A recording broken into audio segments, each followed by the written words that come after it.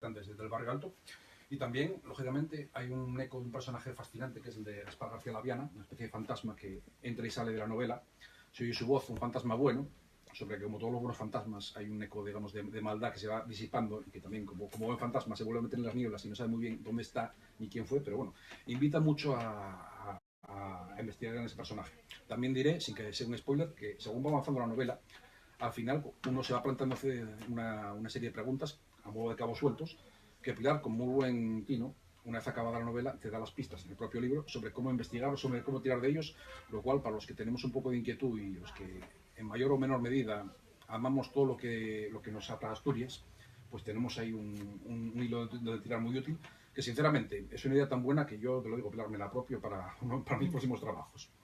En todo caso, invitamos a todo el mundo a leer este libro y que saquen sus propias conclusiones.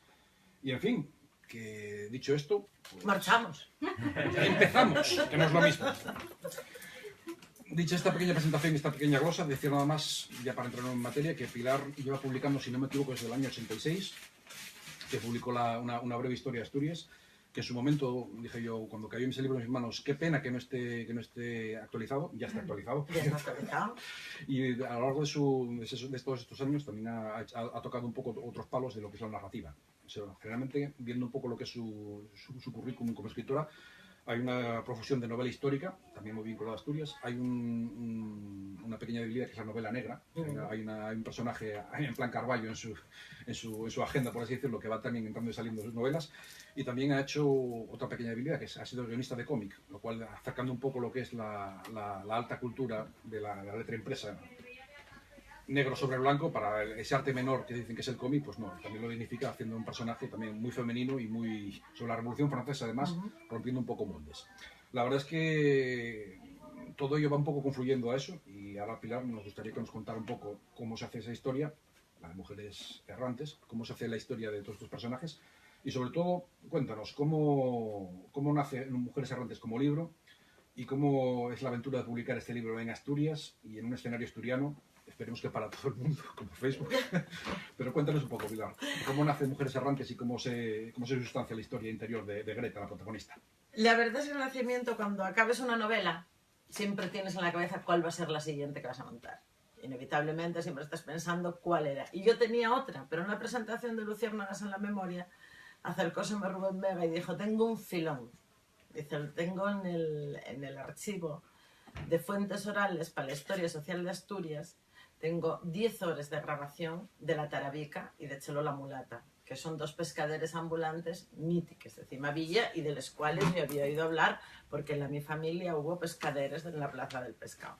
Inmediatamente yo dije que sí, dábame igual lo que iba a hacer con aquellas 10 horas de grabación, pero estaba claro que los personajes, o sea, que eso era para mí. Luego ya veríamos qué hacer con ello. Y ese ya el origen de la novela, que me planteó un verdadero problemón, porque claro, yo una vez que tuve aquellas 10 horas de grabación, digo yo, bueno, ¿y ahora qué? Porque estoy yo como para ponerlo entero y olvídate. Claro, yo como para no hacer nada, y he de contar la historia de ellas y punto, porque como siempre la realidad supera la ficción, te encuentras con un filón inagotable de historias. Entonces, evidentemente no era el objetivo contar su vida ni hacer una novela costumbrista, y ahí como contrapunto yo cuando sale Greta, y con eso de unión sale Eloína. Luego Gaspar ya llegará en última instancia y ya hablaremos de él si quieres. Por lo que veo es una trama, digamos, si me atrevo a decir, folletinesca, en el mejor sentido de la palabra. Yo siempre digo, por ejemplo, la literatura actual, autores como Ruiz Zafón o como Pérez Reverte han vuelto a dar un poco lo que es la alegría, es decir, el entretenimiento de leer, más allá de que el libro sea un tocho que vas bajo el brazo, que bien que leo, bueno, el libro es entretenimiento. Bajo un personaje como Fredes, la Tarabica, que es realmente la chata. No sé si estoy... Vamos a ver, según tengo entendido, el personaje de la chata es un poco la mezcla de... Es un poco la mezcla, está inspirado, coge más historias, porque también contaba con la autobiografía de mi padre, lo que abarcaba esos mismos años, lo que me permitió meter más historias del Sisión Playo por el medio, más historias que yo conocía. También luego en anotaciones tengo también un tío político que yo de Cimavilla, que también el hombre me basó un montón de historias. Entonces no oye exactamente la transcripción de su vida, aunque sí coge mucho, porque claro, ¿Qué pasa? Que la historia tanto de Tarabica como de Chelo la mulata y la historia de la mayor parte de la población de Cimavilla, y son mujeres que son pescaderes ambulantes, en la familia son familias, ellos pescadores ambulantes, ellos pescadores generalmente de bajura, pocos de altura, lleven generaciones enteras viviendo en el barrio alto, en lo que es Cimavilla, y cuando lleguen los años de la migración, fíjate tú si emigrarían con lo prove que era. Bueno, eso por el verano, pescadores, por el invierno, sirven en las casas de los ricos en la zona de Somió, y cuando llega la emigración marchen en masa. De hecho, el otro día en la presentación de sesión, por ejemplo, acercóseme un paisano diciendo, es que estás contando mi vida, o sea, estás contando, mis padres fuimos en aquel barco para Francia, claro, porque lle un cogollo muy pequeño de población y prácticamente hicieron todos lo mismo. Entonces, la trayectoria, la epopeya y las derivaciones que tienen los protagonistas se corresponden perfectamente. De hecho, la chata dice en un momento dado que ella es vecina de puerta a puerta de la Tarabica y la mulata, pero que ellos no van a salir en... Que los de ella es más importante. La cuestión, lo que me llama la atención es como una historia, digamos, la trama folletinesca a la que me refería es como Greta, que es una mujer cosmopolita que vive en lo más de lo más, que en este momento, por una escritora, que es vivir en Londres, con esa traslación a Suiza a ver a su madre. Cómo confluyen, digamos, una persona, digamos, con esta especie de glamour, digamos, estandarizado en lo que es Occidente, y cómo confluye la trama de una vida, digamos, humana como la de Greta, con la vida de la chata, que es una vida local. ¿Cómo confluye lo universal y lo local y cómo se plantea ese nudo a la hora de resolverlo como escritora? A mí resultó muy guapa la posibilidad de ver Sisión y Cimavilla con los ojos de Greta. De realmente ser una escritora suiza que llega a Gijón, porque la novela empieza, vamos a ver, voy a contar lo que él contó, pero bueno, así un poco más tal, ella y efectivamente una famosísima escritora que vive en Londres, aparte de esto, pues politoxicómana, con una relación absolutamente desastrosa con la pareja que tiene a lo largo de los años, con tendencias destructivas, que en un momento de su vida está en fase de rehabilitación, y en esta fase de rehabilitación lo que procede es volver a Suiza y reconciliarse con su madre. ¿Qué pasa? Que cuando llega encuentra que su madre está en el hospital muriendo. Y en el momento de la muerte, la madre dice que no es su madre. Entonces el primer capítulo, que esto y el primer capítulo, las primeras páginas, el primer capítulo y precisamente Greta de noche por una autopista de francesa entre la niebla, pisando el acelerador a punto de estrellarse, que no venía una salida, conduciendo como una loca, hacia un destino que encontró rastreando unas pistas, que está en Cimavilla, que no sabe ni dónde queda, ni Cimavilla, ni Gijón, y en el asiento del copiloto la urna con las cenizas de su madre, que a lo largo de toda la novela será con quien mantenga interlocución. Y esa posibilidad de llegar, aterrizar en la ciudad, ver el escancio de Sidra, ver Cimavilla con los ojos de quien llega ahora, porque también permitía el contraste de esa mirada virgen que llega, que no conoce nada, justo con la de Greta, con la de Julia. Que Julia y la vieja pescadera, en una silla de ruedas, metida en una residencia renegada, de todo el mundo, y que ve del cielo abierto con la posibilidad de que alguien la saque a pasear y pueda hablar, que pueda romper su rutina, no la rutina que la haga. Y ahí es como empieza la relación y cómo se va hilando la narración, aparte de otras muchas cosas que vienen y van atrás en el tiempo, de los dos y de los tres, porque Eloína y la tercera. Yo como siempre voy con el roll-up y va a señalar la tercera, pero y en la tercera, el roll-up queda abajo. Una cosa que me llama la atención de la novela es que intentas captar la atención del lector desde el primer momento. Esa escena que dices de la autopista, desde el camión que le hacen los signos obscenos, la sección de acelerón. Exactamente. Entonces, el hecho de decir, bueno, está cerrada la gasolinera y me estoy meando, es decir, sí. Utilizando la primera página ya te pone como de los nervios. Además, utilizando esos registros, al principio es eso. Sí. Se ve la imagen de Greta como una persona eso, muy echada para adelante, con todos los problemas que puede tener un toxicómano. Por cierto, también un personaje muy típico de Gijón, más de los años 80 y 90. Sí. En ese sentido, ahí llegas también un poco a la internacionalidad de Gijón. Porque realmente lo fuimos porque toda Europa era, quiero decirte, en ese momento. Y luego la escena, lógicamente, cuando ya se ve un poco tenemos la urna de la madre de Greta, bueno, de la supuesta madre de Greta.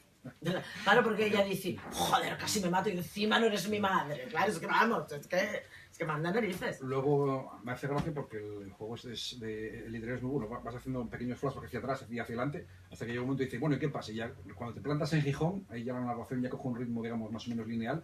Realmente es el momento en que dices el libro, no lo suelto. Sí. Realmente eso es una cosa premeditada para decir al lector, te engancho y no te suelto al final hasta que no sepas lo que hay. Sí, yo siempre... A ver, ya la sexta novela, y yo si algo aprendí, y he escribido, o por lo menos inténtalo, y después de 6 novelas intentando atrapar a los lectores, hay alguien entre el público que siempre decía, Alfonso, que mis novelas parecía que había acabado, así como la cara. Prisa y corriendo para terminar, y eso no te lo perdono todavía con control. Pero yo siempre le digo que no, que están escritos tan así que se acaben de tirón y no te enteres. Cierres y dices tú, pero por favor que se acabó ya. De hecho me decía el otro día una lectora compulsiva de estas siempre de bestsellers que compra uno cada 2 días, me decía, llevo 4 días sin leer. Dice, hacía tiempo que no me pasaba, que necesito pozo. Decía, necesito asimilar. Claro, se la ventiló también de una tacada. Y es verdad que es el ritmo, sí, ese ritmo sí que está buscado y yo creo que está conseguido. Sí.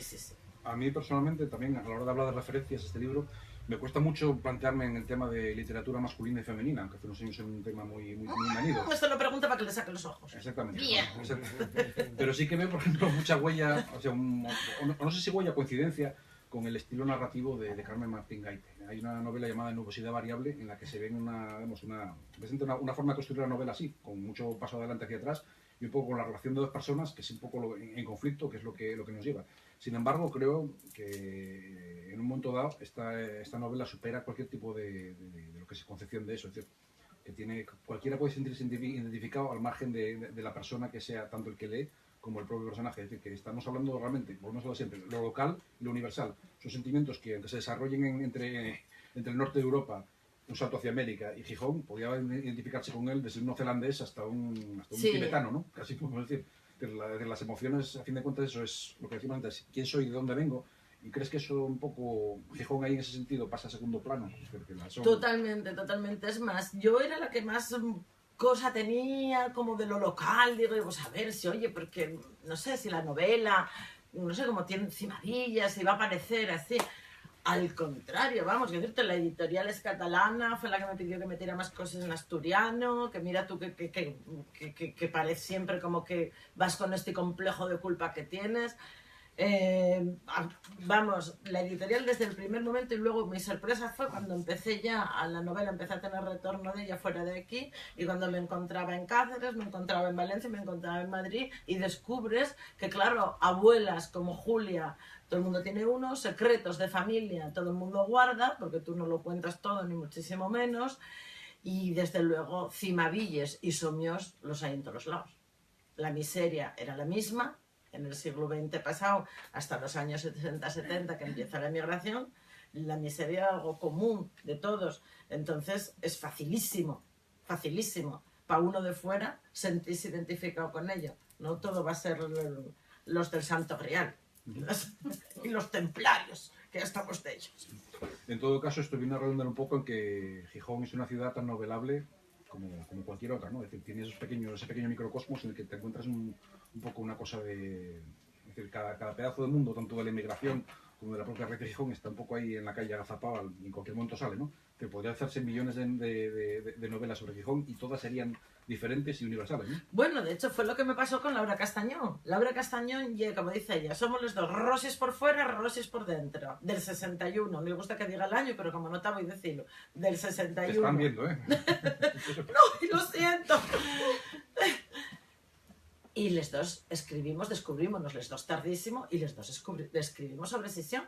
Ella barrio rico y yo barrio pobre, como decimos los dos, son complementarios. Si quieres saber cómo era la Sisión del siglo XX, cógenos a los dos, porque vas a encontrar las dos visiones de la ciudad. Y si hubiera 6, habría 6 visiones distintas, pero yo creo que eso también pasará con Mieres en un momento dado con cualquier otro sitio. Tú tienes una trayectoria como ciudad, y esa trayectoria, antes comentabas lo de Greta, efectivamente, ese mundo de drogadicción de Greta tiene mucho que ver también con lo sucedido aquí en España, pero yo lo que te digo, yo un mundo que es común a toda Europa, y después de la guerra de Vietnam, el movimiento hippie, incluso aquí, y aquí llegó mucho más tarde, porque claro, Greta experimenta todo esto en Londres y en Berlín muchísimo antes, pero aquí también llega, y aquí como allí, son generaciones totalmente arrasadas por la heroína. Entonces eso también lo quería poner, porque yo creo que todos los nacidos entre el 61 y el 60 y antes,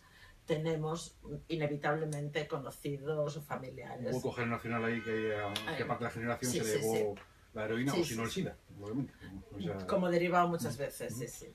y también en esta tesitura, quería preguntarte una cosa sobre lo que es la novela sobre Gijón. Así como siempre se dijo que de Oviedo, la novela que lo define de siempre, o de casi siempre, del siglo XIX en adelante, es La Regenta.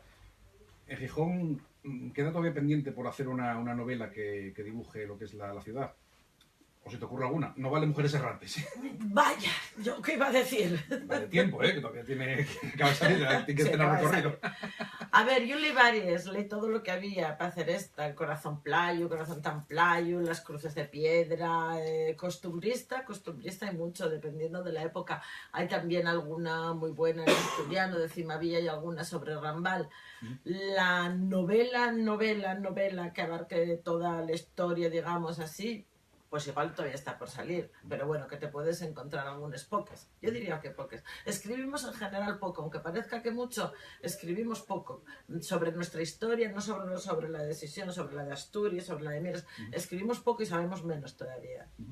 También se trata de que Oviedo, por alguna razón, al ser una ciudad que ya era grande hasta cierto punto en su momento en Asturias y que creció poco por su propia dinámica, y sin embargo Gijón, Avilés o las Cuencas, que crecieron en el siglo XX de modo casi geométrico, exponencial, se prestan a tener más historias y un desarrollo diferente, ¿no? Por ejemplo, eso, Oviedo, en realidad, la Regenta tiene... Curas, cutes, barraganes, estudiantes, y ya estaba, no hay más. Sin embargo, Gijón o Avilés crecieron a su alrededor, también al no estar encerradas en un valle como es el centro. Y al tener puerto, que quieras que no, el puerto ahí mantiene relaciones, ya tienes una burguesía comercial que se refleja también en lo de Paqué. Pero antes, espera, que iba yo a amarrarme contigo y luego fuéseme la cosa con la literatura femenina. No, porque ahí hiciste tú un comentario que me resulta a mí... Porque, a ver, ¿cómo ye? Si la literatura está escrita por mujeres, hay que poner un adjetivo. Y entonces la literatura escrita por hombres, que la literatura universal, masculina, porque decirte, mis novelas no tanto hombres como mujeres, que yo sepa. Más, ayer hasta en Pola Lena había unos paisanos que nunca se habían visto, y era porque habían leído la anterior y habían ido a por ella. Entonces, yo creo que a mí oféndeme. Yo a mí cuando empiezan a ponerme, si no tú, no. O sea, ya sé que te gusta date, pero no vamos a entrar a las manos. Pero a mí oféndeme ese tema de tienes que poner la etiqueta, ¿no? Si escribes que los protagonistas son femeninos o que son mujeres o que tú eres mujer cuando escribes, evidentemente yo no voy a cambiarme de género ni ponerme un seudónimo, como muchísimas mujeres que escribieron a lo largo de la historia utilizaron para poder publicar. Afortunadamente no, pero realmente parece una cuestión siempre ofensiva. ¿Por qué no pregunten a los paisanos cuando escriben? ¿Y usted por qué me preguntan a Humberto de Cosa, que es literatura masculina? ¿Y por qué escribe solo de hombres? ¿Por qué no tiene una sola mujer en sus... Quiero decir, ¿por qué coge usted protagonistas masculinos solamente? Yo no veo que a nadie pregunten eso. Y en cambio, donde quiera que voy, ¿podemos llamarlo literatura de mujeres? ¿Podemos considerarlo literatura femenina? Entonces, parece que lo teníamos apañado para que yo sacara la pancarta. Pero no, él fue quien se metió solo en el jardín. Hace años hubo una campaña de publicidad sobre autores españoles que se vendía como literatura femenina. En el momento en que los libros se anunciaban por televisión, que es una cosa absolutamente inconcebible. Se presentaban eso, pues los libros de Ángeles Caso, de Carmen Martín Gaite, de Lucía Echevarría, como literatura de mujeres, y lógicamente, como bien correspondía al estereotipo, te ponían a chicas desfilando en un desfile de moda. Lo cual a mí me parece que es hacer un flaco favor a la literatura. Nadie se plantea, y más cuando es un autor extranjero, que los libros de Harry Potter sean literatura femenina. Qué bien podía ser. Tú ves J.K. Rowling y qué bien escribe este hombre, pues, o esta mujer, no lo sabes. Realmente el exitazo que tiene Harry Potter no es porque lo escriba un hombre y una mujer, sino porque es una historia, hay que decirlo ya, bien hilada, bien contada, que engancha. Al margen de la película no, porque Harry Potter ya era un éxito mucho antes de la película. Mucho antes de las películas. La cuestión es que los libros son, lógicamente, en un sistema como el que estamos, es un objeto de marketing, y en un momento dado para que circulen tiene que venderse como un objeto. Luego otra cosa es que se diferencien, que sean una carga de profundidad y que lo que cuenten, pues no, aunque sea fácil de comprar, no sea fácil de vender una vez que lo interiorizas, ¿no? Y realmente ahí también quería llegar, que es como saltar de un jardín a otro, como realmente la historia que se cuenta en Mujeres Errantes es una historia dura. Realmente no ya solo las penas que tiene la protagonista, sino realmente lo que va sembrando y lo que va recogiendo es un poco diciendo, bueno, pues la vida, aunque sea la vida de una escritora de éxito que vive en el amor más absoluto, mi vida es una mierda. Déjenme contar un poco lo que es lo que se traduce, que el éxito le da igual. Realmente que tiene una sed de algo que no la llena nunca, ¿no? Déjame contar una anécdota al respecto. Yo siempre oí, en las bibliotecas lo que más vende, en lo que más saquen, y es la literatura romántica, de toda la vida. Y yo pregunté una vez a la mayor editora de literatura romántica de España, digo, ¿y esto?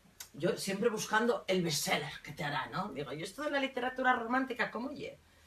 Decía, uy, no se te ocurra ya pensar nada para nada, ni en corintellado ni nada. Decía, tu sexo desde la primera página. O sea, vamos, literatura romántica viene a ser lo de los 50 hombres de Grey. Entonces, yo cuando hice la novela empezaron a mandarme pruebas de la portada de la editorial. Y siempre fue esta misma portada, que por cierto no hice Mavilla y Bermeo. Pero da el pego, ¿eh? Pero da el pego. A primera vista. No, todo el mundo dice, ay, ¿ves cerrado? Digo, yo sé. El dique de Querica. Pues, Esto valióme para vender mucho en Bilbao. ¡Uy, Bermeo! Y entonces tenía esto mismo, pero con unas mariposas azules en relieve. Unas mariposas azules en relieve preciosas. Preciosas. A mí eso me encantaba. Y entonces cogió el marketing y dijo, la historia es muy dura. No vayan a confundirse con las mariposas fuera. Mensajes subliminales. Y vayamos a perder clientela con una novela como esta, poniendo unas mariposas fuera que parezca que llegue como tal. La siguiente novela que sacó la editorial, puse mariposas de relieve en la portada, no os lo perdonaré jamás, porque yo creo que con una mariposina o dos hubiera ganado muchísimo. Y hubiéramos pillado el despiste de los 50 hombres de Grey. Que yo pongo sexo, también, El morbo vende. El morbo vende. Sí, porque hay uno que le pongo de fantasías sexuales. Experto en fantasías sexuales. Yo doy clases en la Universidad de Oviedo sobre fantasías sexuales. Y entonces me encantó mis conocimientos al respecto, metérselos a Hansel en la cabeza. Solo que él un poco más daba a la parafilia que a la fantasía, pero bueno. O sea que está claro que aquí esta novela encierra toda clase de pasiones para el lector más hambriento, ¿no? Y en todo caso, Pilar, quería preguntarte, la madre del cordero de todo el mundo que escribe, ¿cómo está la cosa de publicar ahora en España? ¿Y cómo está concretamente en Asturias? ¿Cómo se vive lo que es el letrerío que está muerto de ganas de publicar? ¿Cómo vive y cómo se pone las uñas? Dos anécdotas. Recuerdo haber pasado por cuando ya la tenía y estaba moviéndola y tal. Me estaba buscando editorial, pero bueno, de esto que empecé no sabía muy bien y tal, y pasé por una librería de allí de Sesión y digo yo, oye, pues mira, igual la saco con esta editorial, que me lo ofrecieron y además gustaba mucho cómo mueven una editorial asturiana, gustaba mucho cómo mueven el género, y dicen, nosotros con esa no trabajamos. Digo, vaya por Dios, empezamos. Dicen, no, tú si quieres que te tengan en todas las librerías, tienen que editarte fuera de Asturias. No sé si estoy respondiendo a tu pregunta. Totalmente. Yo quedé estupefacta. Bueno, pues siguiente. La presentación de Sesión, es que esto es lo de no te lo perdonaré jamás, bueno, la Carmen, no te lo perdonaré jamás. En la presentación de Sesión fueron 200 personas. La librería, dijo y la editorial, ella insiste en que igual va mucha gente, que lleven libros. Y dijeron los de la librería, no, que los devolvéis gratis. Y dicen, no. 90, porque más de 90 no se vendieron en ninguna presentación. Bueno, pues debieron quedarme otros 50 por vender. Pero claro, para matarse. Eso ya por arriba. Luego por abajo yo creo que lo que hay muchísimo, pues como con la música. La gente que se autoedita, que hace recitales y compone, que escribe. Yo creo que hay en eso deberíamos... Claro, son dos mundos como totalmente diferentes. El mundo de los editoriales y luego este mundo de la cultura... que realmente allí donde se están produciendo todos los fenómenos y lo que se está moviendo en Asturias, de, qué sé yo, sitios como La Revoltosa, esos sitios que son cafetería, pero que a la vez ahí tienen actuaciones y a la vez presentaciones y a la vez no sé qué, la gente se autoedita. Tú ahora cada vez que vas a un concierto, vas al concierto y a la salida sal corriendo al tenderete, ponte la camiseta, ponte el CD, dedícatelo y hace el pino, casi como yo sí me lo pide el público.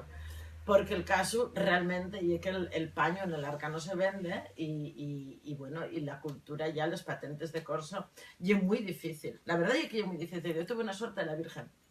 La novela debe ser buena, ya lo digo desde el principio, porque dificilísimo. O sea, publicar en una editorial así de cierto renombre, que te lo mueva, que apueste por ti, y es difícil porque ellos mismos cada vez editen menos y cada vez editen más seleccionado y cada vez invierten más tiempo y más dinero en mover porque hacen pocos títulos y confiando.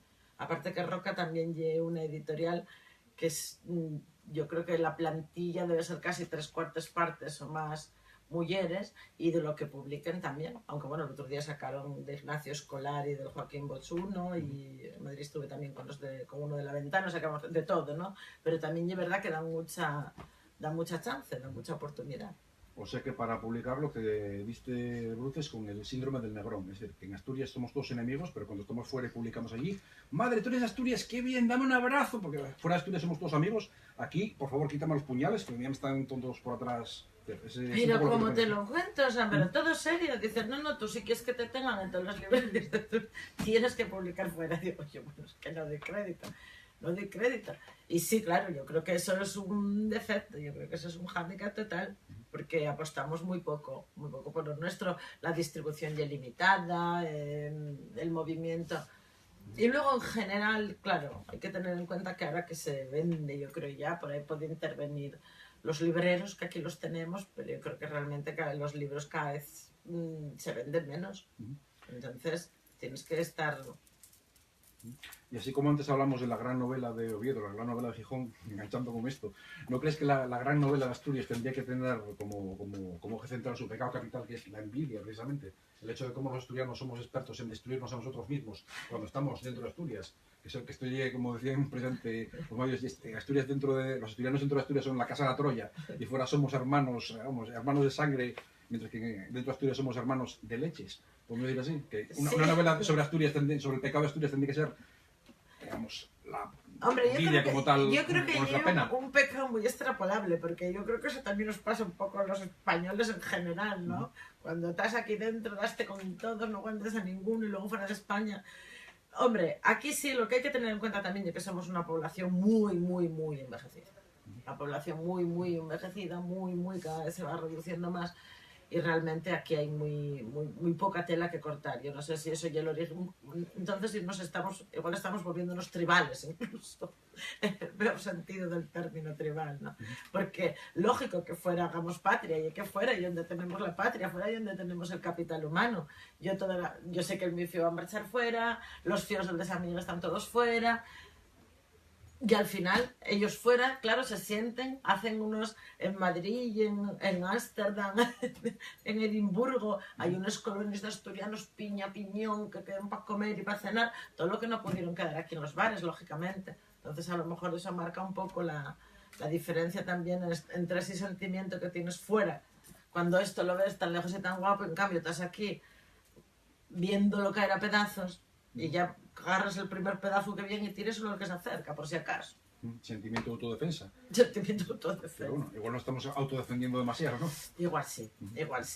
Mal vamos. En ese sentido. Una mala estrategia de autoprotección. Sí. En vez de unirnos todos a una.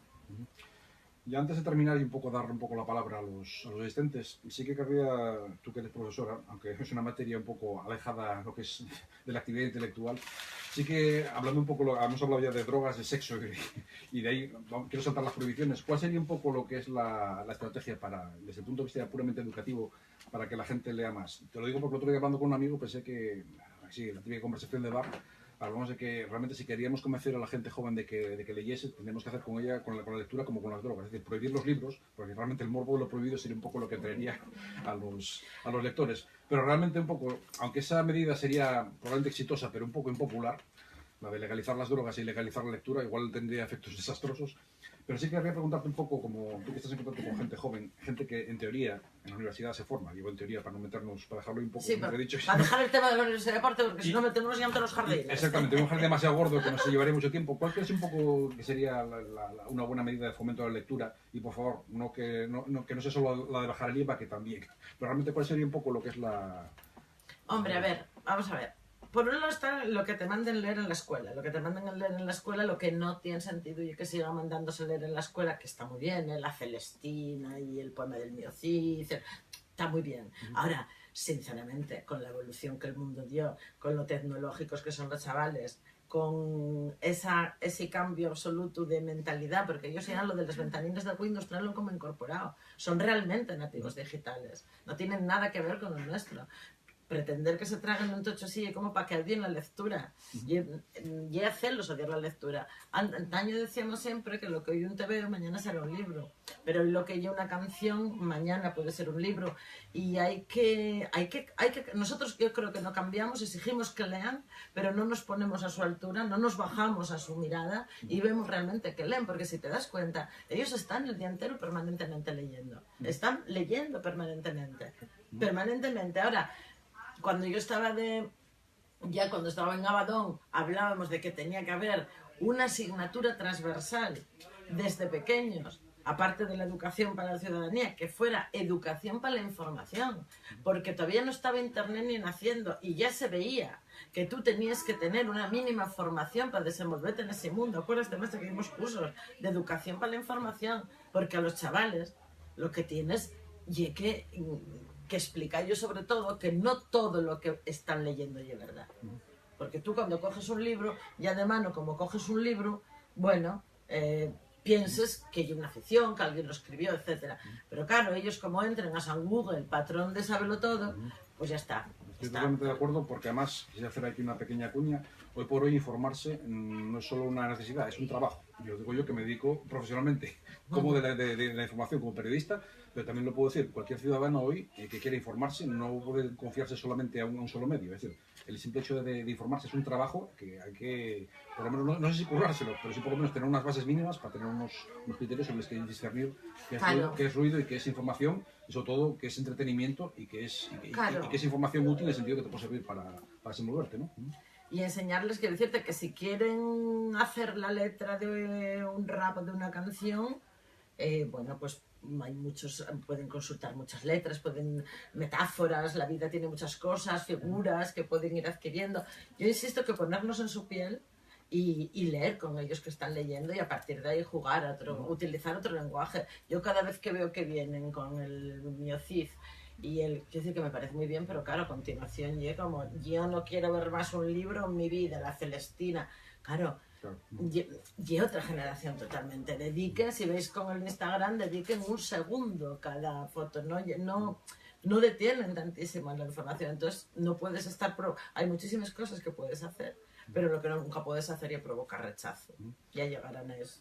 Y mira, presente eso que me comentas, hace tiempo, yo comentaba hace bastante tiempo ya con una persona que tú conoces bien, un tal Joan Sánchez Vicente, que el Quijote siempre se plantea en los libros de literatura como una novela muy seria, cuando realmente tú te metes en el Quijote y ves que lo que tiene de serio es nada, es decir, puede tener el planteamiento inicial, las primeras páginas, claro, de que en un lugar de la Mancha había un hidalgo, ¿no? Y luego vas viendo que realmente el Quijote, aparte que es humorística, sí, ves que es una novela en la que casi del absurdo, va del despropósito en el despropósito. Además luego tiene una estructura, digamos, complicada, sobre la que luego van bebiendo muchísimos libros, en el sentido de que es un poco el libro canónico del castellano. Pero es que lo que bueno transmitimos a la gente joven, y más en los colegios, en los institutos, es que el Quijote es divertidísimo. Probablemente el castellano que se emplea en esa época, que está todavía sin llegar a un estándar, lo haga un poco árido. Y yo digo, pero es que es verdad que el Quijote es un libro divertidísimo y que a poco más que lo leas te ríes. Y además, una cosa que supongo que será por el tema de que a ciertas edades todavía hay cierto remilgo a la hora de hablar de ello, pero sí que es verdad que la palabra que más se repite el adjetivo que más se repite en el Quijote es puta, constantemente. Y la verdad es que, bueno, también lógicamente sale mucho en La Celestina, Sí, sí, sí. pero sí que es verdad que recoge una habla popular. Desde luego, no es desde luego un libro elitista, al contrario, es decir, es un libro popular y lo mejor de todo es que es un libro en el que te ríes muchísimo y que coges el entretenimiento y que también cuando lo coges no lo sueltas, ¿no? Pero de todos modos, también decimos que no leen, que no leen, que no leen, pero la mayoría de las editoriales viven de la literatura infantil y juvenil, ¿eh? Quiero decirte, yo no sé si luego la... ¿Tú cómo lo ves? Tú que eres la librera. Esto vamos a cambiar. En vez de que el público haga preguntas, vamos a preguntar.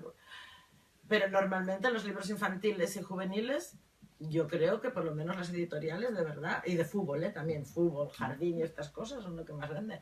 Pero sí se lee. Sí se lee, lo que pasa es que leen sus cosas. De hecho, precisamente si hablamos de elitismo, se habla de la literatura fantástica como subliteratura, pero realmente quien más ha hecho por la lectura en este país son editoriales como Timon Mas, como Minotauro, El Señor de los Anillos, que siempre se llama que es como que es subliteratura. A mí me parece que es un elitismo vacío por completo. Es decir, ¿Subliteratura, El Señor de los Anillos? nada menos, sí, porque es literatura fantástica, porque no es la gran literatura. Y sin embargo, Oye, que no lo llamen literatura de mujeres, que hay mucho peor. precisamente son estereotipos que realmente contribuyen, es decir, a meter la gran literatura en una especie de jaula, cuando realmente libros como ese, Agatha Christie, durante cuantísimo tiempo se dijo que Agatha Christie no tenía calidad, cuando son de los libros mejor escritos, incluso que funcionan en traducciones, que es un problema grande. Bueno, y la mi propio Corintellado, que debe ser la más leída y traducida después de la Biblia, sigue considerada así un subgénero patatero. Pero ¿cuánto habrá hecho esa gente por escribir, por luego, hacer que la gente se aficione a leer, y a lo mejor a leer soñando, ¿no? Claro. Y sobre todo a leer, quiero decir, es que también lo de la etiqueta aquí, todo lo que no sea el heteropatriarcado, con perdón, pero todo lo que no sea el heteropatriarcado de libro escrito por blanco, no sé qué, tal, malo, ya tenemos que poner etiqueta. Y de mujeres, y de ficción, y de negra, y de no sé qué, parece que todos son etiquetas, esos adjetivos siempre son un poco, oye, descalificativos, no sé por qué. Y alguien tan blanco y tan catalán como Ibáñez, el autor de Mortadelo, es seguramente el responsable de que más gente lea en España. Exactamente. Yo me acuerdo siempre aquellos carteles cuando era pequeña, lo que hoy es un TVO, mañana será un libro. Y esa es la única realidad. A un crío dale TVOs, dale libros, lo que sea, porque ya leerá, ya llegará después. Que por cierto, Ibáñez tiene menos premios todavía que Corín Tellado. Pero sin embargo es el autor español que más he leído en los últimos años con diferencia. Sí, sí. Y además tiene muchísimo recao, ¿eh? Es decir, siempre lanza un recao en todas sus... Lectura a 2 niveles, siempre... Pues, Sí. Para lectores inteligentes. Todo se va haciendo camino unos por otros, ¿verdad? Bueno. ¿Os gustaría hacer alguna intervención? Espero que sí. Aquí tenéis el pim pam pum para pegar a Rafa Balbuena, pero sobre todo a Pilar Sánchez Vicente, que es la protagonista hoy. Venga. ¿Alguna preguntina? Tendrán ganas de marchar ya. Están cansados. Reñirla y reñirme a mí, pero reñirnos, por favor. Pero sobre todo a ella, que es la protagonista. ¿Para qué no hay nadie, eh? Como no sale en la cámara, ¿eh? ¿Para qué no hay nadie, eh? De los cientos de personas que vinieron. No, lo que pasa es que están muy callados. De los 400. De los 400 que vinieron. Bueno, pues ¿Nadie leyó el libro este? No, hombre, vinieron a por él, así que marchen ahora todos con él. ¿Alguna pregunta, algo así, una curiosidad? Cualquier cosa. Bueno, pues yo... No pienso contártelo. Lo único, recordaros que cuando acabe la novela hay aquí un código QR y una dirección de internet a la que podéis ir. Y ahí os vais a encontrar tanto 2 grabaciones de Gaspar García Laviana con las voces. De hecho, este es el único spoiler que te voy a hacer. Y si quieres beber de las fuentes, enfoca tu lector de código QR o acude directamente al manantial, donde podrás deleitarte con su voz original. No, tuve que hacer un ripio, no pude evitarlo.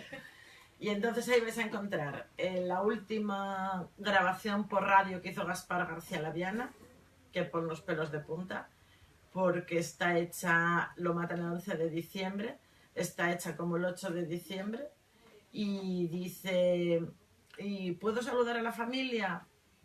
Y dice, mamá, que voy para las Navidades, que estoy ahí, que tranquilos, que está todo muy bien, que está todo controlado, que no corro ningún peligro, que está todo perfectamente. Y a los 2 días le emboscan y salvajemente acaban con él. Esa es una de ellas. La otra está prácticamente íntegra, la entrevista que tuvo una de las veces que vino en el Arzobispado, con una serie de asociaciones y colectivos, entre los que está Aso de Paz y otros, y varios obispos y tal, donde cuenta bueno, la situación de Nicaragua. Parte de las historias que hay en la novela de él, porque ese sí que es personaje real y las historias son todas verídicas y como tal aparecen como historias de él, aunque contadas por otro. Él mismo es el mismo quien las narra y las podéis oír de viva voz suya. Lo de bueno, cuando se pegan el burdel, con los dueños del burdel, etc. Y luego, aparte de eso, vais a encontrar un montón enorme de cortos, de fragmentos, de esas 10 horas de narración. Porque lo que hice fue liberarme de esa narración, o sea, liberarme de las 10 horas, troceándolo y sacando sin ningún tipo de dato personal y sacando pequeños trozos de duración de nada, 0,40, un minuto como mucho, o sea que puedes ponerlos en la radio de corrido. Y yo os recomiendo que los escuchéis porque es interesantísimo oír la voz de la Tarabica en directo, pero luego hay episodios como el del aborto clandestino, el reparto del King, así que realmente son documentos históricos, o de Fleming con la penicilina, claro, son documentos, o Rambal, la historia de Rambal con Taparella, claro, son historias guapísimas. Hay también otra pestaña que tiene, bueno, tiene por supuesto fotos, etcétera, etcétera, y hay otra pestaña que tiene también imágenes antiguas. Lo de fotos, siempre que me acuerdo, digo yo, lo de voy a haceros una foto así, voy a sacar aquí una foto ahora para el público, una foto de público, pues ahí encontráis también fotos de las o sea, fotos de las presentaciones y de las reseñas. Y nada más, por deciros que innové, que tengo un pack de innovación. Vais a firmar con... Esta vez vamos a... La firma va a ser con sello y con hashtag. Después de tantas novelas cansamos.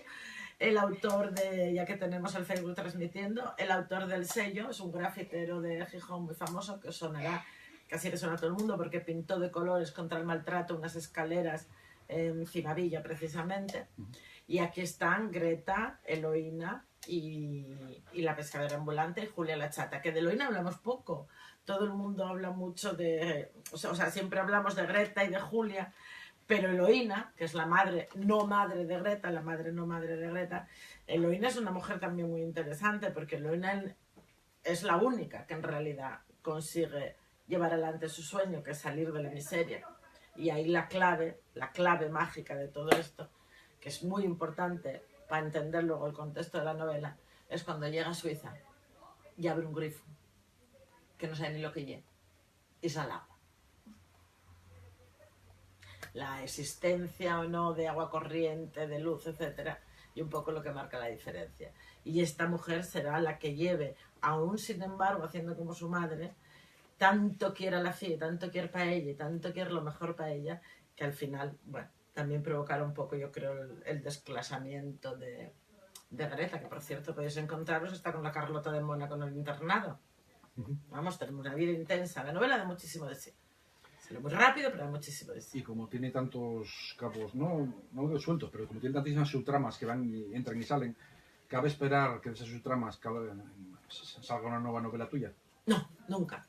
No, nunca, porque yo siempre lo cuento que yo escribo en el tren, todos los que me conocéis lo sabéis, y ninguna novela, como bien decías antes, se parece a otra, porque ya si tengo que escribir otra novela sobre lo mismo me resultaría tan aburridísimo que sería incapaz. Entonces ya la medieval, la de la tal, la negra, mira que la empecé con afán de serie, ¿eh? Y de hecho tengo una segunda negra escrita, con la inspectora Ocaña, pero ahí la tengo.